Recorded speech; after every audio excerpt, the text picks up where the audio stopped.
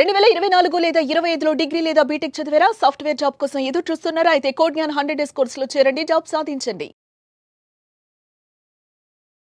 నమస్కారం మేడం. నమస్తే. NLP, so meditation క్లాస్లో ఎన్ఎల్పి కూడా మీరు ఇంక్లూడ్ చేయడం జరిగింది. అండ్ ఎస్పెషల్లీ ఎన్ఎల్పి ద్వారా ఎవరైనా కూడా సెల్ఫ్గా వాళ్ళకి వాళ్ళు ఒక్కసారి తెలుసుకోవాలి, అసలు ఏం జరుగుతుంది, నేను ఏం చేయాలి, ఒక సెల్ఫ్ అవేర్నెస్ అనేది ఏ విధంగా ఎన్ఎల్పి త్రూ మనం తెలుసుకోవచ్చు అంటారు. అండ్ దాంతోపాటు చాలామందికి కూడా సెల్ఫ్ రెస్పెక్ట్ అనేది ఉంటూ ఉంటుంది.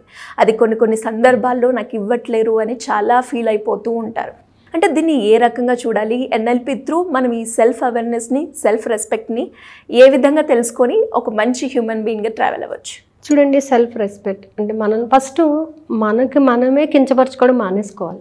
మన లైఫ్లో ఏదైనా జరిగింది అనుకోండి, ఇమ్మీడియట్గా ఏమంటాం, నా లైఫ్ ఎప్పుడు ఇంతే, ఎప్పుడు కూడా నాలో నెగిటివ్స్ వస్తున్నాయి, ఎప్పుడు కూడా నేను వెనకకే ఉంటున్నాను, ఇదే పొజిషన్లో ఉంటున్నాను, నేను ముందుకు వెళ్ళలేకపోతున్నాను అని తన మీద తనకి ఒక జాలి అనేది కలుగుతూ ఉంటుంది.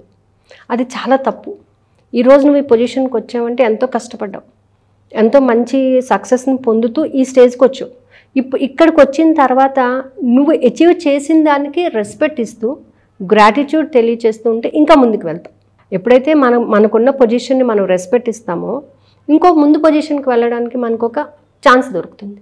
సో అలా కాకుండా చాలామందిని చూస్తూ ఉంటాం, ఏముందండి మా జాబు, ఎంత వస్తుంది శాలరీ, మహా అయితే ఎంత వస్తుంది, మేము ఏం చేస్తున్నాము అని మనకున్నటువంటి సెల్ఫ్ రెస్పెక్ట్ని మనమే తీసేసుకుంటూ ఉంటాం. మన స్ట్రెంగ్స్ మనకు తెలీదు, మన స్ట్రెంగ్స్ మనం తెలుసుకోవాలి ఫస్ట్.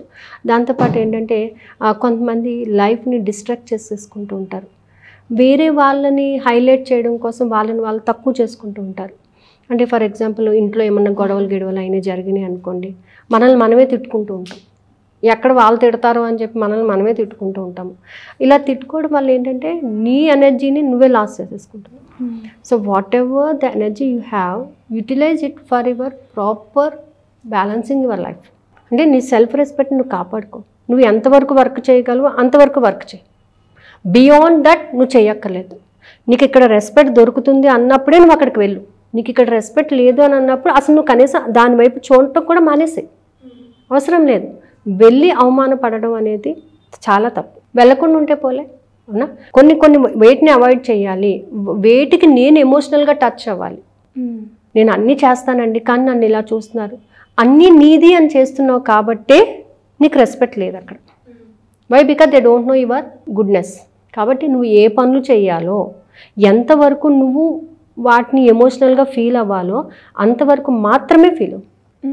ప్రతి విషయంలోనే నేనే ఉన్నాను, ప్రతి విషయం నేనే చేస్తాను, ప్రతి విషయాన్ని నాకే అప్పచెప్పండి అని అన్నప్పుడు నువ్వు కొంత స్ట్రెస్ ఫీల్ అవుతూ ఉంటావు. చివరికి ఏమవుతుందంటే అన్ని పనులు నీకే పడతాయి.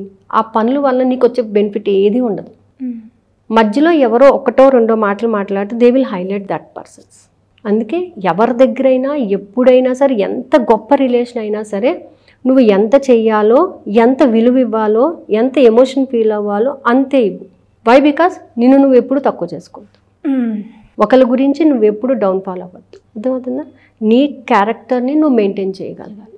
ఎన్ఎల్పి ద్వారా అంటే మనం ఏంటంటే, today I'm happy, I have my own respect, I'm doing the work according to my respect.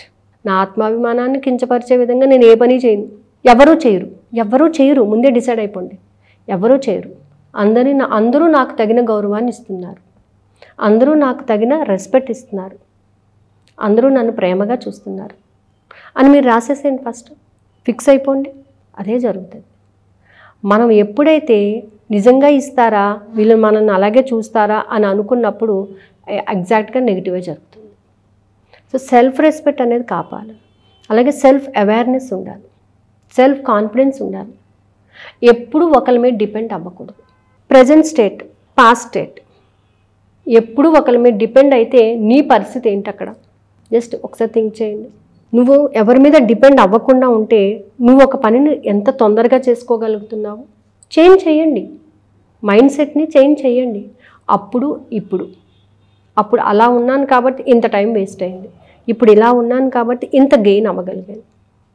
Distinguish చేసుకోగలగాలి. అలా చేసుకోకుండా లైఫ్ని సాక్రిఫైస్ చేస్తున్నావు అనుకుంటారు. ఎవరి కోసం సాక్రిఫైస్ చేస్తారు లైఫ్ని? నీ రెస్పెక్ట్ నీకు లేనప్పుడు ఎవరి కోసం నువ్వు లైఫ్ సాక్రిఫైస్ చేస్తావు? ఎవరి కోసం లైఫ్ సాక్రిఫైస్ చేయక్కర్లేదు. నీ కోసం నువ్వు బతకాలి. నీ కోసం నువ్వు బతకాలి అని అంటే నీవేంటి అనేది నీకు తెలియాలి. నీ ఎనర్జీస్ ఏంటనేది నీకు తెలియాలి. నువ్వు ఏం చేస్తావు, ఏం చెయ్యగలవు, నువ్వు ఏం సాధించగలవు అనేది నువ్వు అండర్స్టాండ్ చేసుకోవాలి. ఈరోజు నేను ఈ వర్క్ చేయగలనండి, చేసి చూపించేసేయండి వెంటనే. నిన్ను వేలు పెట్టి చూపించిన వాళ్ళని తిరిగి ఆ వేలు వాళ్ళ వైపే వెళ్ళేటట్టుగా చూపించాలి తప్ప ఇలా అంటే మనం ప్రతిసారి కూడా మన ప్రోగ్రామింగ్ ఎలా ఉందంటే I'm good, I'm confident, I can complete my work in time, I reached my destiny in time అని మనం ముందుగానే రాసుకొని పెట్టుకోండి. ఎప్పుడు వర్క్ అంటే మనకి అలా సెల్ఫ్ అవేర్నెస్, సెల్ఫ్ రెస్పెక్ట్ కావాలంటే ఫస్ట్ డిసిప్లిన్ కావాలి. ఆ సెల్ఫ్ డిసిప్లిన్, ఇవాళ మనకి ఇంత ఎనర్జీ ఉంది, మనకి ఈ ఎనర్జీని కరెక్ట్గా ప్రాపర్ వేలో నేను యూటిలైజ్ చేసుకున్నానా లేదా? యూటిలైజ్ చేసినప్పుడు నీ స్ట్రెంగ్త్ ఏంటో తెలుస్తుంది. ఒక్కోసారి మనకు తెలియకుండానే ఈ వర్క్ నేనే చేశానా, ఇంత బాగా నేనే చేశానా అని అనుకుంటాం. అంటే ఒక మూమెంట్లో, ఒక ఎమోషన్లో మనకు తెలియకుండానే మనం ఆ వర్క్ని కంప్లీట్ చేసేస్తాం. ఒక కసి అనమాట. ఆ కసి అనేది మనలో ఉండాలి. ఇప్పుడు ఎన్టీ రామారావు గారు ఉన్నారండి, ఒకసారి ఓడిపోయారు చీఫ్ మినిస్టర్, మళ్ళీ వచ్చారు అని అంటే ఆయనకి ఆ కసి ఉంది కాబట్టి, నేను మళ్ళీ ఆ స్టేజ్కి రావాలి అనేటటువంటి కసి ఉంది కాబట్టి అలాంటి కసి పెంచుకోవాలి.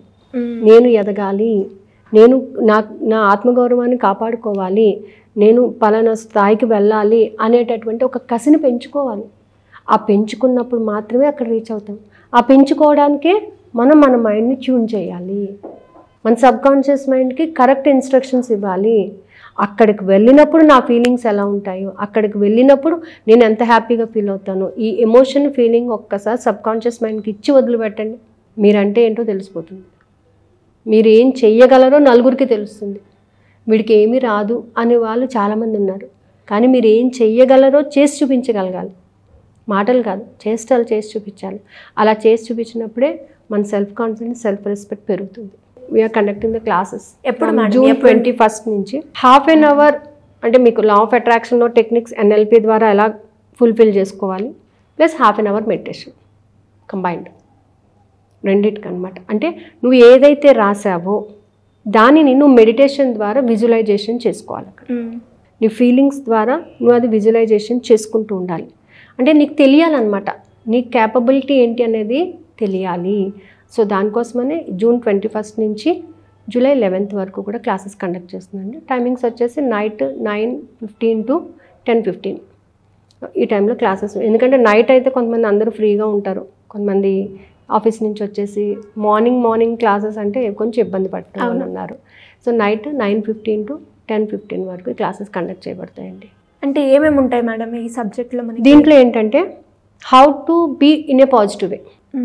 ఫస్ట్ మనం మెడిటేషన్ ద్వారా పాజిటివిటీని డెవలప్ చేసుకుంటాము ఆల్రెడీ బాడీలోకి. తర్వాత మన చక్రాస్ ఎనర్జీస్ని యూజ్ చేసుకుంటూ మనం అనుకున్నటువంటి థింగ్స్ ఏవైతే ఉన్నాయో వాటిని అచీవ్ చేసుకోవడానికి ఎలాంటి వర్డింగ్ రాసుకోవాలి.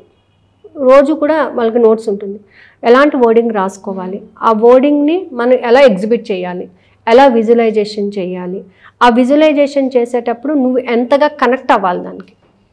సో ఈ కాన్సెప్ట్ మీద క్లాస్ కండక్ట్ చేయడం జరుగుతుందండి.